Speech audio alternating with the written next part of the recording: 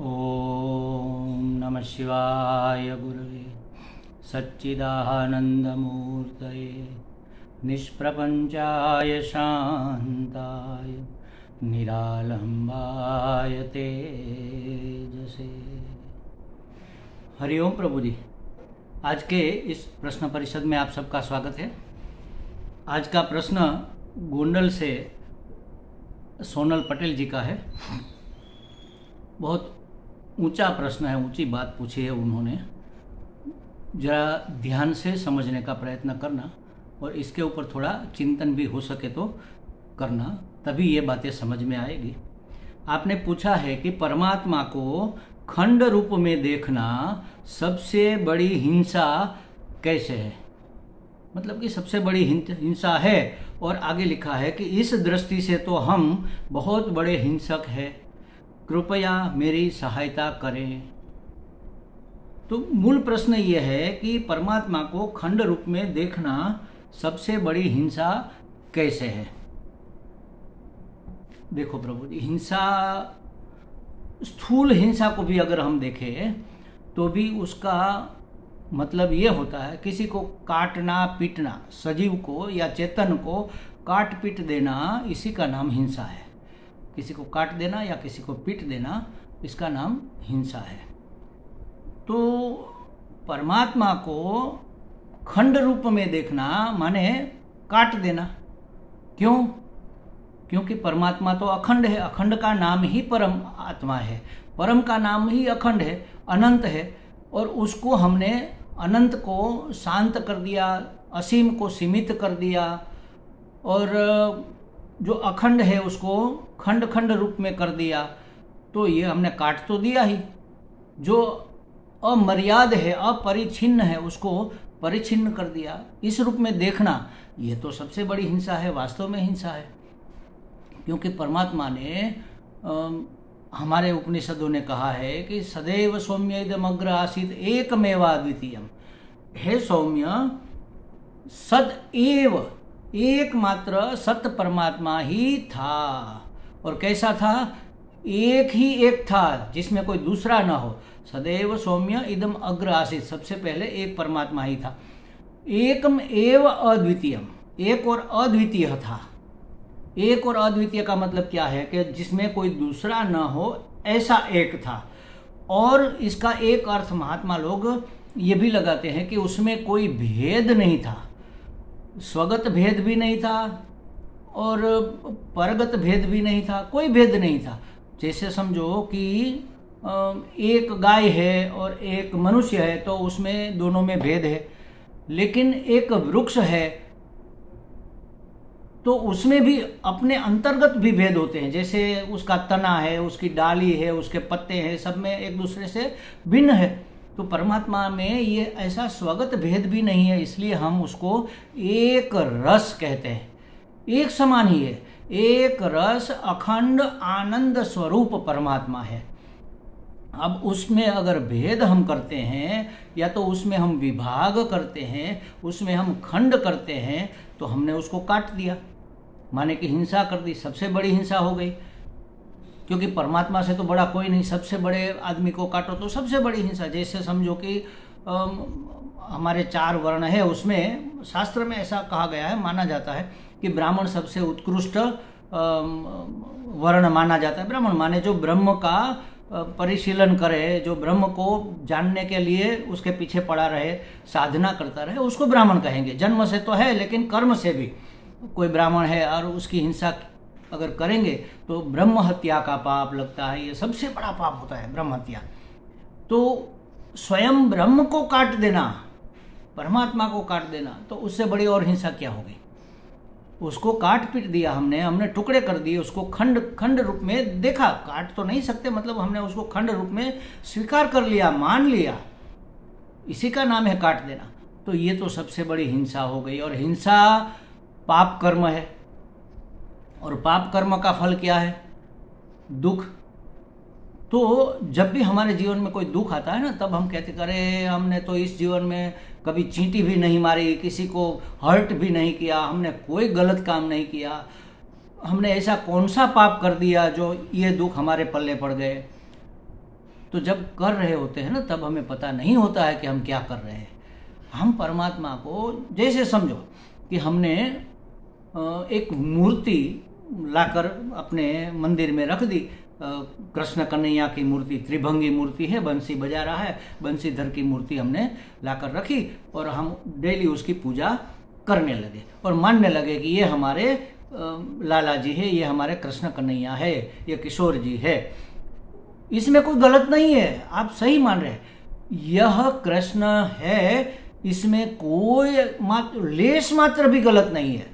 आपने ऐसा माना कि यह कृष्ण है तो इसमें आपने परमात्मा को खंड नहीं किया, लेकिन आपने यह माना कि यही कृष्ण है तो आपने खंड कर दिया, उसको अलग कर। यही और यह, इसमें फर्क है।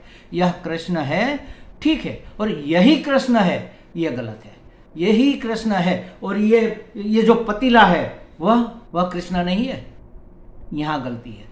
बस ये मूर्ति भगवान है और ये हैंडकरचीफ भगवान नहीं है, यहाँ पर गलती है। यही कृष्ण है और मेरा बच्चा बाल गोपाल नहीं है, तो यह गलती है। मेरा बच्चा बाल गोपाल है और पड़ोसी का बेटा नहीं है, तो यहाँ गलती है। सब परमात्मा ही परमात्मा है। लेकिन जैसे समझो कि जमीन में, पृथ्वी में हर जगह पानी रहा हुआ है, 70% तो पानी है, तो आप जहाँ चाहो वहाँ से आपको पानी प्राप्त हो सकता है। अगर हम यहाँ कुआं करेंगे तो पानी होगा, लेकिन महाराज हमने तो 50 फीट गहरा कुआं खोद दिया, पानी तो क्या, गीली मिट्टी भी नहीं निकली। हो सकता है कहीं पर थोड़ा गहरा हो, थोड़ा कहीं पर ऊपर ऊपर चला हो, तो थोड़ा और खोदो, 50 के बदले 75 फीट जाओ, पानी मिलेगा। नहीं मिलता, 100 फीट जाओ, 150 फीट जाओ, पानी तो है। कितना गहरा है बात अलग है, क्योंकि उसके ऊपर कितनी परत जमी है ये अलग चीज़ है, लेकिन पानी तो है। लेकिन हमें अगर पानी चाहिए तो मिट्टी में ऐसे ही मिट्टी का अंजलि भरकर हम नहीं पी सकते उसमें से पानी, उसके लिए हमें कुआं चाहिए और कुएं से हमें पानी मिलेगा। तो उसी तरह परमात्मा हर जगह व्याप्त है, लेकिन मिलेगा कहाँ पर, उसका केंद्र कहाँ पर है? तो हमने मंदिर बनाए, मूर्ति बनाई, बस यहाँ से हम परमात्मा को पकड़ेंगे। है तो हर जगह, लेकिन कहीं से उसकी पूंछ पकड़नी होगी ना, उसका छोर और छोर नहीं है उसका। तो हमने ऐसा छोर बना लिया कि ये मूर्ति हमारे, हम मूर्ति की पूजा नहीं करते महाराज, मूर्ति के रूप में रहे हुए परमात्मा की पूजा करते हैं। जब मूर्ति दुकान में पड़ी होती है, कारीगर के दुकान में, तब कौन उसको धूप बत्ती लगाता है? वो तो आड़ी टेढ़ी भी पड़ी होती है, उसके ऊपर धूल भी जम जाती है कभी कभी, तो ये तब तक मूर्ति नहीं है। वो उसको उठाकर आप ले आए, उसको स्नान कराया, उसको बिठाया, उसकी प्राण प्रतिष्ठा की, तब उसमें भगवान आ गए। तो भगवान मूर्ति में नहीं है, आपके हृदय में है, आपकी भावना में है। तो हमारी भावना हर जगह परमात्मा को देखे तो तब तो वह अखंड रहेगा, और हर रूप में एक समान देखे तब तो वह एक रस रहेगा, और हर चीज में उसकी उपयोगिता इस सृष्टि के लिए है ऐसा देखे तब तो वह उपयोगी, मतलब आनंद स्वरूप रहेगा। तो होना मात्र परमात्मा है, प्रकाशित होना मात्र परमात्मा है, उपयोगी होना मात्र परमात्मा है। तो सच्चित आनंद स्वरूप परमात्मा इस सृष्टि में अस्थिभाति प्रिय के रूप में दिख रहा है, जानने में आ रहा है। उसको अगर हम मर्यादित कर दे ही लगाकर कि यही परमात्मा है, तब हमने खंड कर दिया। यह परमात्मा है, कोई गलत बात नहीं। कोई भी चीज उठाकर कह लो, कोई भी व्यक्ति के तरफ अंगुली निर्देश करके बोल दो कि यह परमात्मा है, कोई गलत नहीं है। कोई भी पशु, कोई भी प्राणी को बता दो कि भाई यह परमात्मा है, सही है।